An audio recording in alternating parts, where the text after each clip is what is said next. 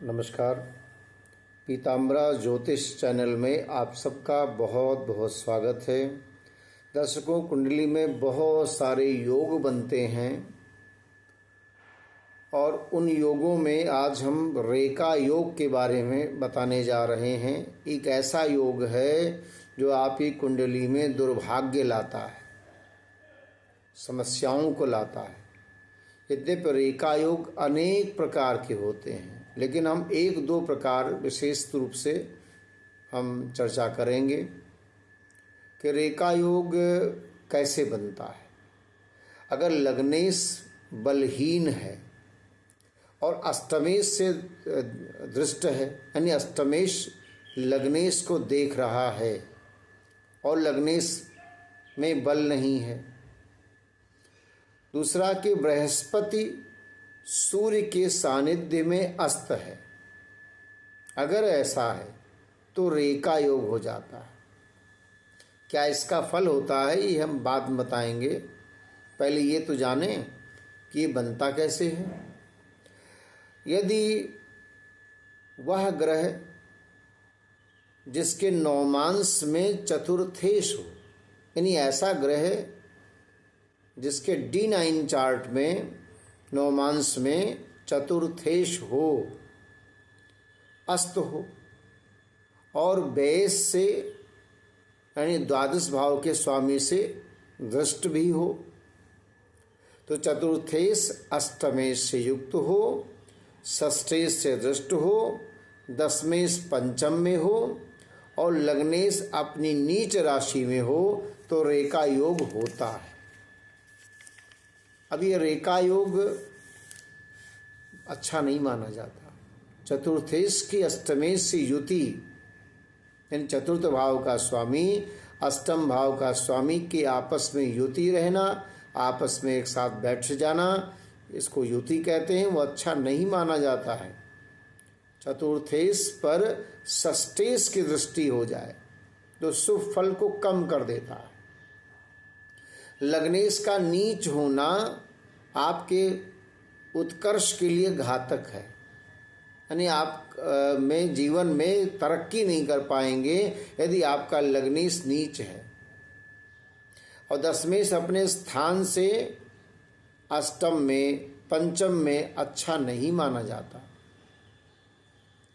क्योंकि कोई भी भावेश अपने स्थान से जिसका वो स्वामी है वहाँ से अष्टम में अच्छा नहीं होता। तो रेखा योग लग्नेश की पाप ग्रह से युति और बृहस्पति तथा शुक्र अस्त हो तो भी रेखा योग होता है।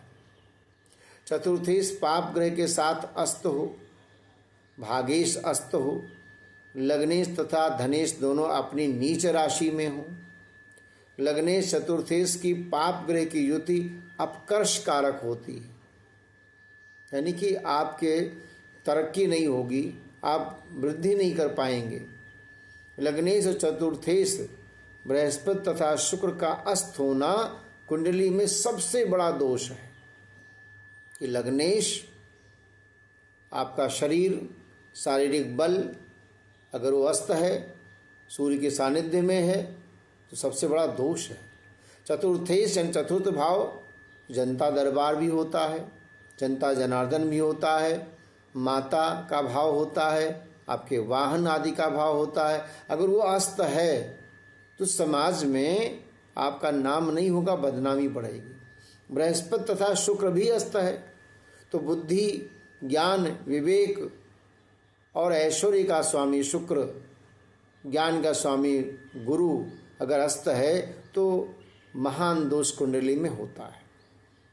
लग्नेश तथा धनेश दोनों का नीच होना भाग्य की हानि करता है, यानी नीच राशि में लग्नेश है या धन भाव का स्वामी है तो धन प्राप्ति कम होता है, भाग्य की हानि कर देता है। या एक नीच हो तो गर्हित हो जाता है और दोनों नीच हो तो अत्यंत गर्हित हो जाता है। तो रेखा योग से उत्पन्न जो जातक होते हैं विद्याहीन, धनहीन, दरिद्र, कामुक प्रधान, जिसके कारण कामुकता ज़्यादा आ जाती है तो बहुत सारी समस्याएं आ जाती हैं। समाज में, परिवार में आपका नाम नहीं होता है, बदनामी आ जाती है। धन नाशक योग, शील नाश, मृत्यु का कारण बन जाता है। क्रोधी स्वभाव, दुखी, विपत्ति, सौभाग्यहीन, भिक्षा मांगकर खाने वाला, मलिन वेश, ईर्षा, द्वेष, ब्राह्मणों की निंदा करने वाला, नास्तिक, अधर्मी, स्त्री व पुत्र भी निंदा करते हैं। कौटुंबिक सुख और शांति नहीं रहती है। दुष्टात्मा, कुनखी हो जाता है जिसका नाखून खराब है। खराब नाखून से मनुष्य में बहुत अवगुण होते हैं। यदि अंगूठे का नाखून खराब है, कछुए की पीठ की तरह है, उन्नत है, उठा हुआ है, तो मनुष्य भाग्यहीन होता है। हम अपने किसी और वीडियो में आपको नाखून और भाग्यफल के विषय में बताएंगे। आज तो हमने रेखा योग के बारे में बताया है। ये रेखा योग अपनी कुंडली में देखिए, समझिए और फिर आप कमेंट्स करिए, तो हम आपको बताएंगे कि अगर आपको ये योग है तो कैसे उस योग से बाहर निकलें, क्या उपाय करें, किस ग्रह की पूजा करें, किस ग्रह का शांति कराएं जिससे रेखा योग आपका शांत हो जाए। आप खुद समझिए, इस वीडियो को बार बार समझिए, देखिए, सुनिए कि रेखा योग कैसे बनता है, क्या मेरी कुंडली में बना है।